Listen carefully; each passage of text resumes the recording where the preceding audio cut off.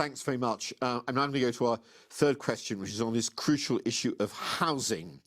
How would you propose to solve the housing crisis and help more people into home ownership? I mean, I'd add a rider of my own, which is the government seems to have had enormous problems getting anything substantial on housing through the Commons. So I'm going to start with Tom Tugendhat. Thank you very much. Well, look, you don't need me to tell you that housing is a huge problem in the southeast, but it's actually a huge problem across the United Kingdom. And this is one of those areas where we really need to look at what a Conservative solution is. Now, we know what a Labour solution would do. A Labour solution would concrete over the whole country and leave us with socialist homes that are owned by the state and we can rent on a temporary basis. That's not what we want. What we want is people around our country who are able to build homes and build families within them, to grow families, to grow hope, and to grow lives. We can do that. But it means investing properly around our whole country. It means a new deal for Britain. It means a clean start, and it means restoring trust, because actually all of this is to do with the confidence that we have in our own communities, the confidence that we have in our own people. Now, I believe in Britain, and I'm sure we all do. But I'm also going to give Britain the hope that it can regrow, because actually a 10-year plan for growth is going to focus on a fairer economy, a stronger economy, and a more resilient economy. And that's going to be built on things like housing. Now, when I have spoken about where we're going to get the money from, I've looked at the Solvency II regulation that's taken too long to break away from Europe on. We need to take the Brexit opportunity that it offers, get the £100 billion out of dead money and put it into live communities. And we can do that. We can turn it into homes, we can turn it into jobs, and we can turn it into opportunity. And that's where I'm going to be focused, because giving people a start in life, giving people the ability to own their own home is fundamentally Conservative. Margaret Thatcher did it and transformed lives. We can do it, and we can do it again. And I'm going to do it when I'm leading this country and when I'm leading our party. Thanks. So, Penny Morton, your view on solving the housing crisis? So the first thing I would say is the thing that doesn't help get houses built is targets. And I know this from my own local constituency that has obviously had housing targets. And out of the last 5 years, not one house has been built apart from 1 year. And there are some real reasons why that is. We have some general problems across the country with regard to competition between developers, the fact we've got lots of housing planning permissions granted, but the actual developments themselves stifled. But there are lots of other reasons why we are failing to get the volume of houses built that we need every year. But they're different in different places. And as well as tackling those big issues that we all know about with regard to competition, and as well as ensuring that we are being very ambitious in new areas. I think there's some, new towns which we need to build. We need to be focusing on brownfield sites which are difficult to get back into use for either housing or other uses.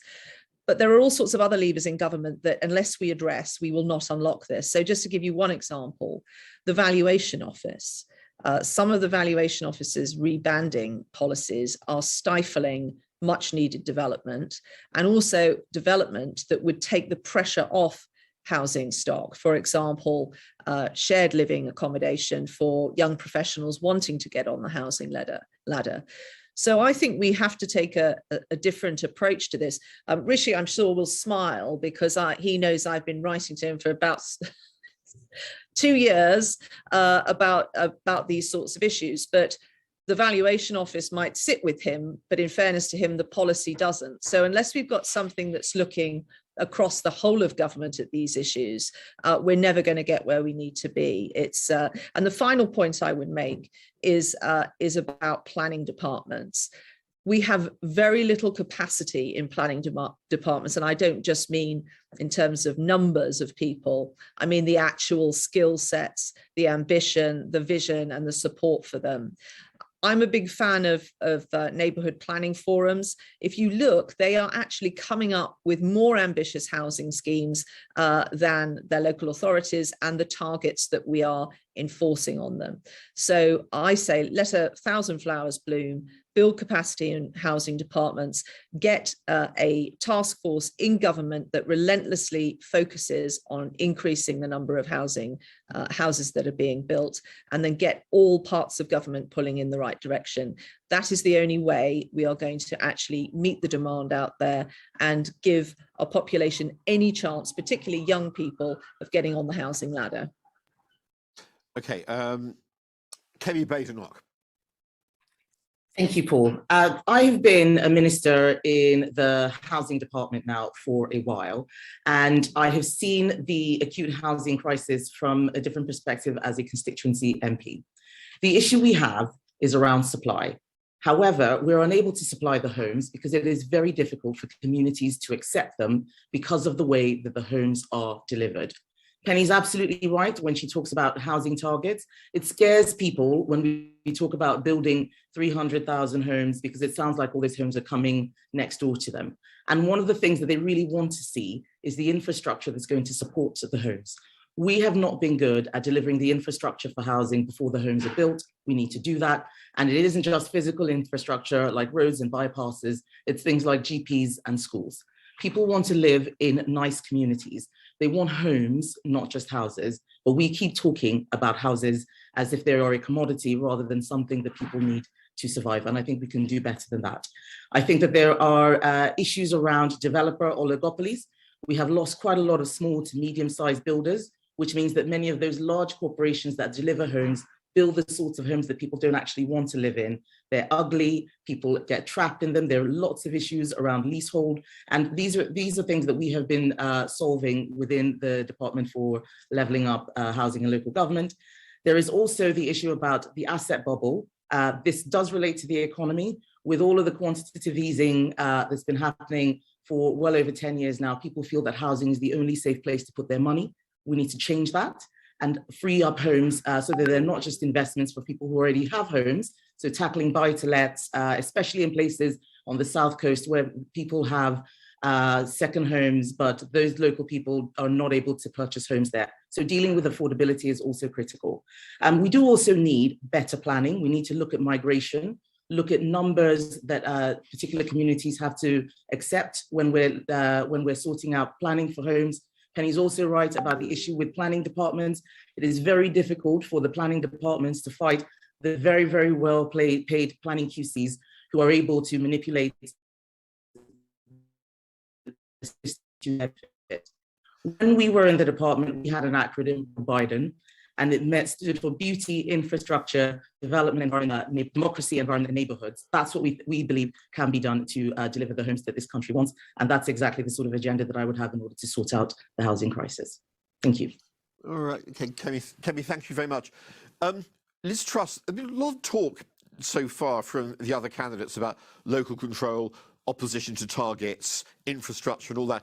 I mean, some people say, if they're of a cynical mind, all this simply means nothing is going to be built and there will be no change.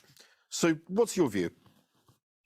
Well, first of all, it's vitally important that we give more people the opportunity of home ownership. And I think it's very, very worrying that people become older and older before they're able to afford their first home. And I think that's a problem for our country and how people feel and whether they feel they've got a stake in our society. But it's also it's an electoral problem for the Conservatives when younger people simply aren't able to afford a home anymore. They're not part of that property owning democracy that has been so critical to us gaining support at elections. And of course, the right to buy was the great example of where we opened up home ownership to many, many more people. I think one of the problems is that we've taken a one size fits all policy approach to housing. And we need different policies in different parts of the country. The situation in Cornwall is very, very different to that in London, very, very different to that in the north of England or Scotland. And in our cities, I think we should be building up more. We should make more of the space we have. In our countryside and rural areas, I'm a supporter of allowing incremental expansion of villages rather than these massive targets that land on the back of local councils. I also think we need to look at housing together with industry, infrastructure as communities, rather than just housing estates plonked in the middle of nowhere with no discernible facilities or infrastructure to support them. And I think that's the way we get support of local communities. But what I wanted to say is we're not going to be able to have a successful planning policy if we don't have the support of all of the Conservative Party.